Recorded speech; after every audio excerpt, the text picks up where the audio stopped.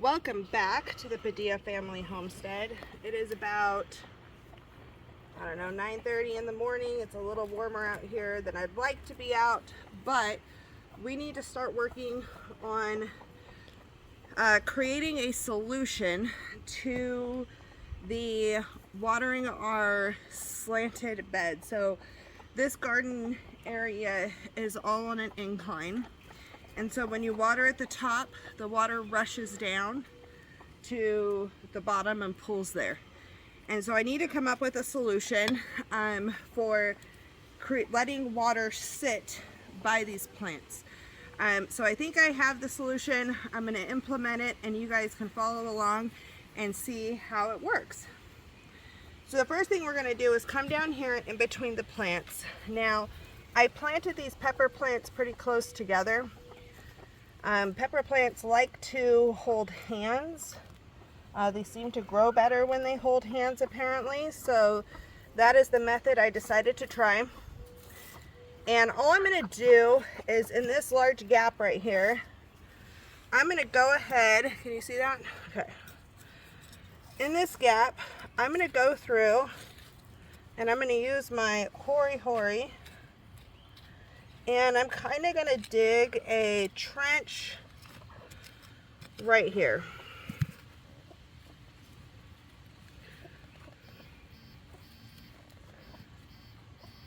And then I'm going to do the same thing up here. I don't want to get too close to the pepper roots, but I do want to utilize the dirt we have to create a channel here. So that will hold some of that in, and then we'll scoot down, and I'm just gonna quickly pull these weeds that need to get pulled in here.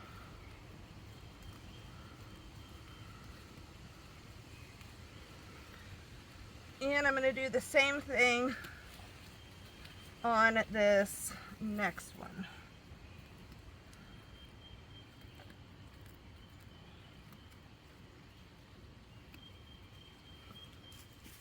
And just take that hori in and dig a trench down, trying to be careful of roots and creating a mound. Now, by me creating the mound here and a mound here, that creates a little dip right here as well. So as the water comes down, it's gonna kind of channel in to these holes, hopefully, is the concept. So that's my solution when it comes to rows like this. Now I'll take you over to another spot. Let me get this last one done.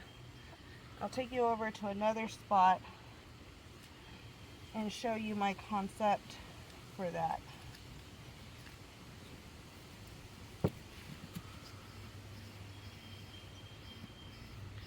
All right. So I want to show you this concept down here and what we're doing, because this is all hills down here. And so let's walk on down. And we're trying two different methods here. We're trying swells. So it's a U shape where the water will come and collect in here and sit and water the roots. And then we're trying the tried and true method that my friend has used, doing the mounds. Now we have 3 seeds planted in the middle of that mound, and we have 3 seeds planted spaced out on the swells. So we're gonna see how these do. We did that all the way down here, and we did that down here as well, because we're on an incline, so we want to catch the water coming down this hill. I'm gonna try to make this even so you can see how much of an incline. There you go. And so hopefully that'll help catch the water as it rains or when we water. We have a similar concept up here, and you can see the slant on the beds. It's pretty, some spots are slanted more than others. But when we come over here to the corn, originally we were gonna lay our rows going up and down the hill. But we realized that we were having issues watering in the beds this way and everything just coming down. So what we did was, instead of doing rows this way, we went horizontal here. And that way, when we water this, we sort of created trenches here. When we water this, it'll be able to hold the water in between, and these will have water. It's not just going to run down the hill. On that positive note, do you see all the little corn sprouts coming up? We are very excited. We have corn. So in the future, in hindsight, what I would have done for this asparagus bed is done the same thing I did for the corn and planted them in rows this way. I think I might still have enough room to do some trench work in here, but that's going to be a little bit later. I need to get into the squash area and work on that. And then the beans need it, but I'm not going to be able to get in there and do that. So if we come up in here, this is the beans. You can tell, like, we really can't get into this mess of beans right now and do any groundwork. I'm probably going to add some trenches along the melons and the cucumbers. I need to thin out these cucumbers anyway. Look how good it's growing. So I'm going to have to do that. I need to do some mounds in these peppers, not mounds, trenches. And then I'm going to do trenches in here in front of the squash, in between the squash and the radishes. When it comes to the tomatoes, though, I kind of did little trenches. They're not great. I did little trenches where I planted basil in them. So the tomatoes are kind of up on a mound, and then there's little trenches around. So when I water this, it goes in between each tomato plant and it goes down this front row. So I think we're good on the tomatoes, which is awesome.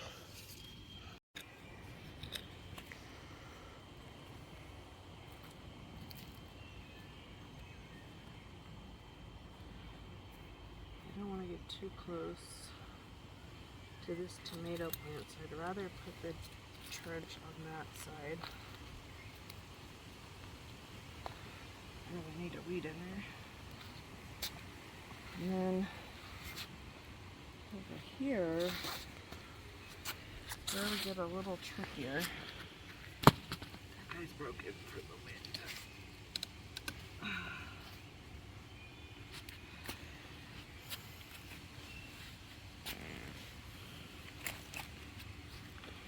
Chickens keep making me think there's a snake back there.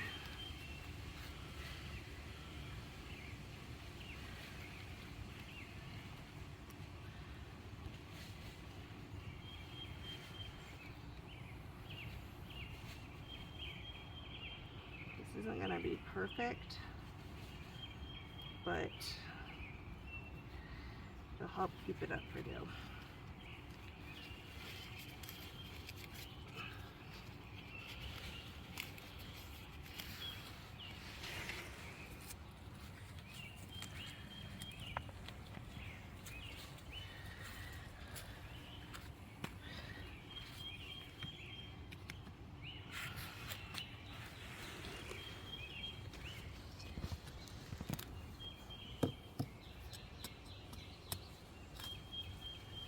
Very hard dirt.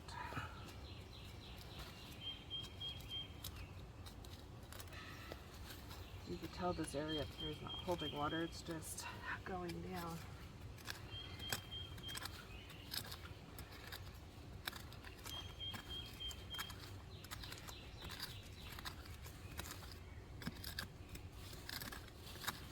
Okay. So that's that side. come down here in between the oh, sorry, radish leaf. Really that needed anyway. I'm gonna create a trench over here. Hold some of this water.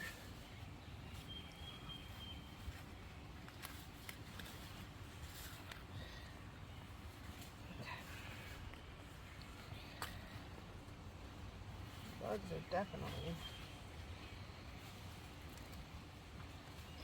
starting to go crazy in here.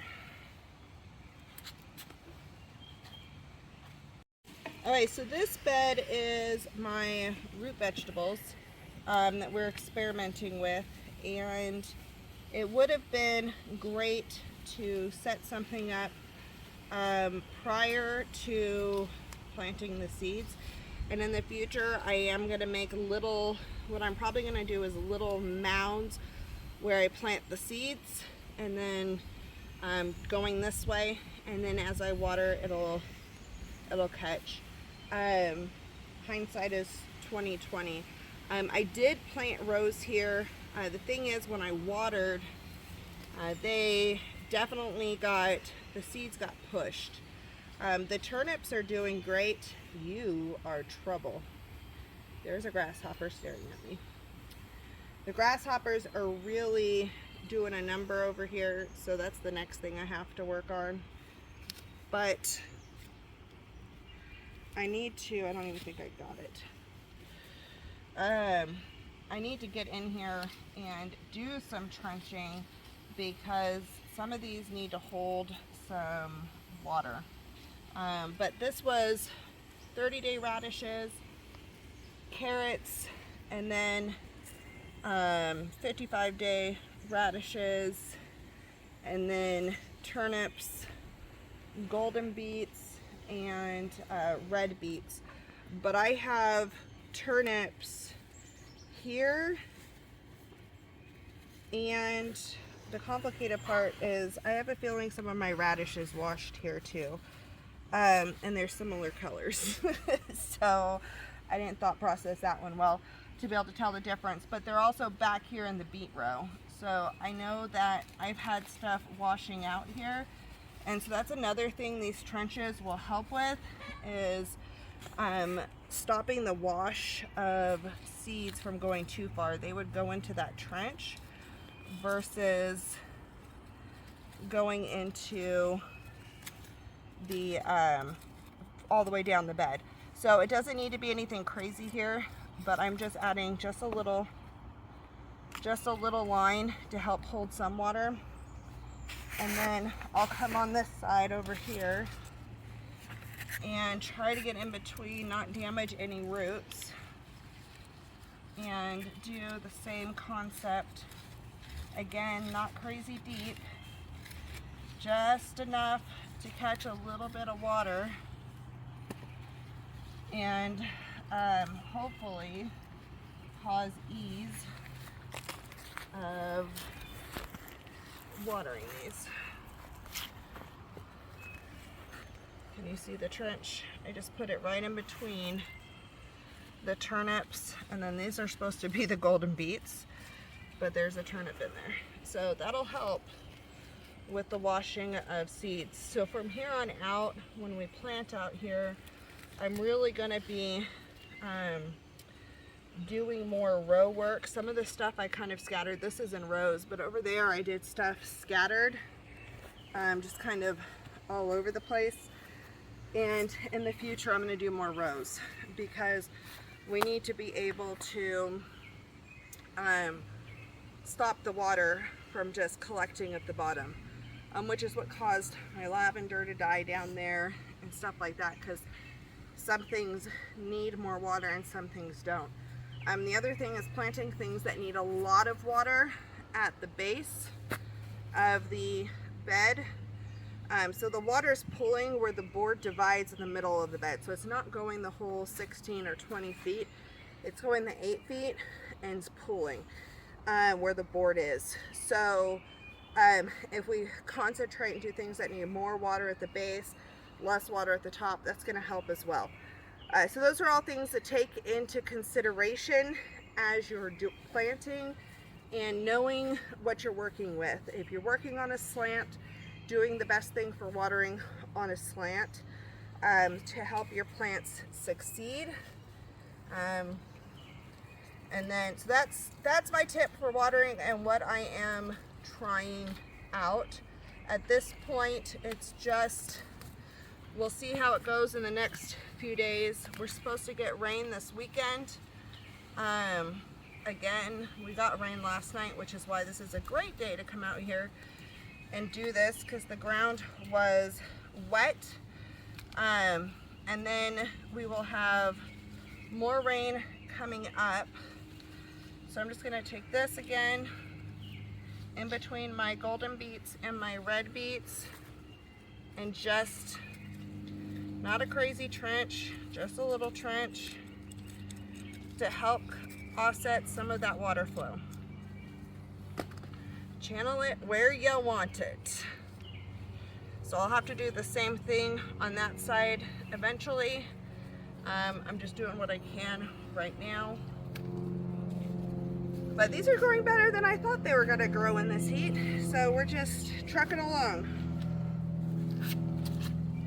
So I hope that helps in some way. I hope it gives you food for thought, and helps maybe you look at your space and see how the water's naturally going to flow, how it's going to flow when you water it, and all of those things to help make your garden be successful. We're still doing great. Things are still growing, but we want it to get even better, and we want to make sure that things don't struggle as it gets hotter and hotter. So these are things to take stock of throughout the season. Don't just plant it and forget about it. Make sure you're out there dealing with weeds and checking the watering and how it's flowing. So that's it. We'll see you back here on the next video.